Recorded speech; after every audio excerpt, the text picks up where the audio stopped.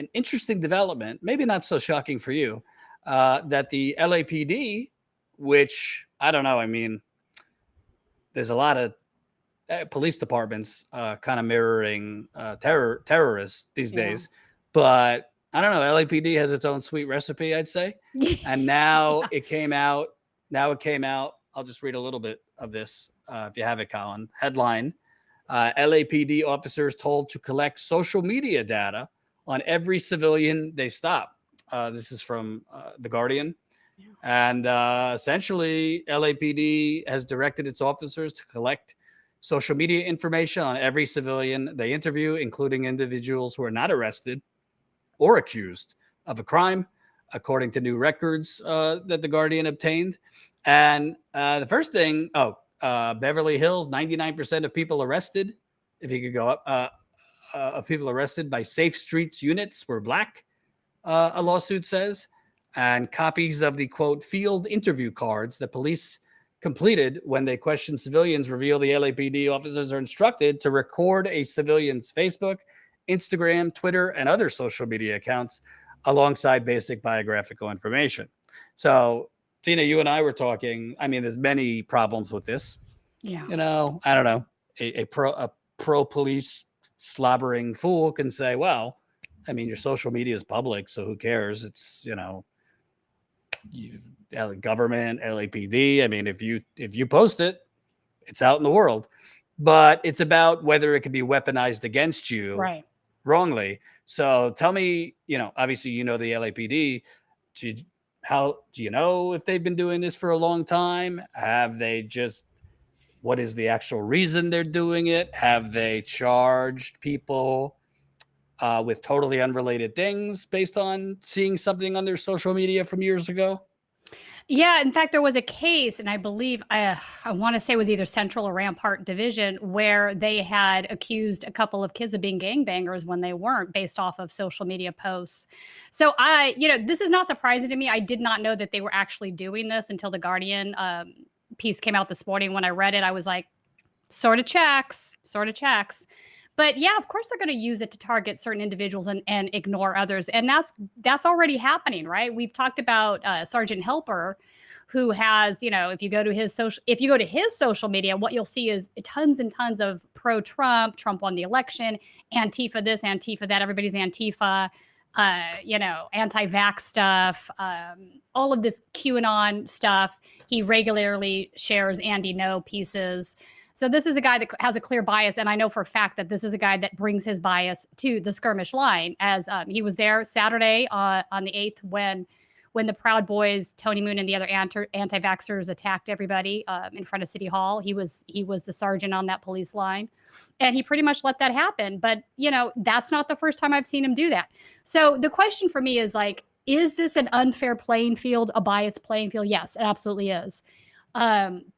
Can we trust the LAPD collectively? I'm speaking collectively here as the department. There's always exceptions to the rule.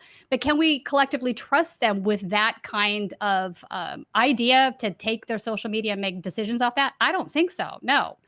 I do think, however, if you are in an investigation and you're investigating somebody for some crime, then, okay, it's valid to go look at those public posts and take that into consideration, especially if they're, you know, posting videos of them doing these things. That's a different story, right?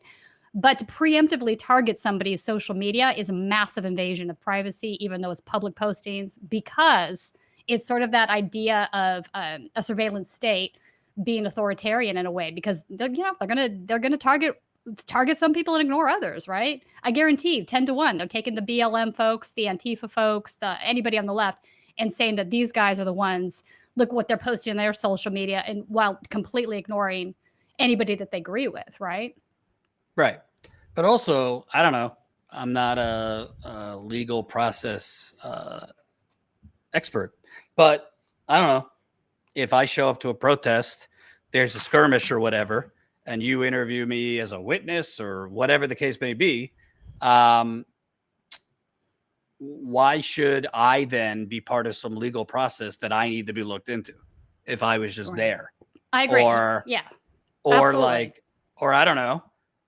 You, for example, covered, I don't know, last year, a black man was said to have been killed or excuse me, was said to have hung himself in literally the Right. middle, like next to a government building Palmdale. Yeah. in Palmdale. So presumably the cops there, this isn't the LAPD, would interview surrounding businesses to see if they saw anything, business owners, workers. So as part of the LAPD's, checklist there, you would have to then look into all those people's social media for what exactly Right. seems like to pin shit on them totally unrelated. Yeah, it's a fishing expedition. Here's the other thing. People could lie about what their Twitter handles are. Not everybody uses a Twitter handle that is their name or easily identifiable as themselves. So you walk up to somebody, whether, and here's the thing, a lot of the Trump supporters, and I call them Trump, even though, Trump is no longer president, this is the same group that was. According to some, he is. Yeah. Exactly. He's going to be reinstated any day now. They keep moving that date forward. But yeah. But again, this is that same group of people. A lot of them are now showing up intentionally dressed up in what you would call black bloc, even though they're not Antifa, right? So none of this makes sense to me. I just think that this is a bad idea. It is an infringement, like you said, also on a more superficial level, the First Amendment rights that people have to be out there protesting, right? Unless somebody is committing a crime, what's the point of that? And free speech is, free speech. Protest is free speech. You've covered enough that the LAPD, I mean, I don't think it's just the LAPD. I've seen it, NYPD, Chicago PD, Yeah. St. Louis. I mean, they're essentially like, they're part of the anti-vax crowd. They're part of the MAGA crowd. They're, going after Antifa hard, but Right. not so much these other people. So it seems to me that it's not just that they're going after people's social media. It seems to me they are essentially, we have police in some parts of the country working for the oil companies, Standing Rock and other places. And in these cases, they seem to be trying to just clear a red carpet for right wingers to do as they want. That's right. Even if they're threatening or actually executing violence on, people protesting, I don't want to say for good things, but protesting in a normal, legal way. Right.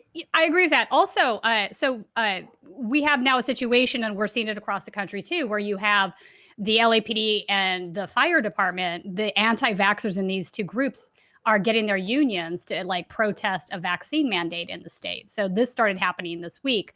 I looked into one of the officers that's behind the push at the LAPD at LAPL, the union. Her name is Veronica Saucedo.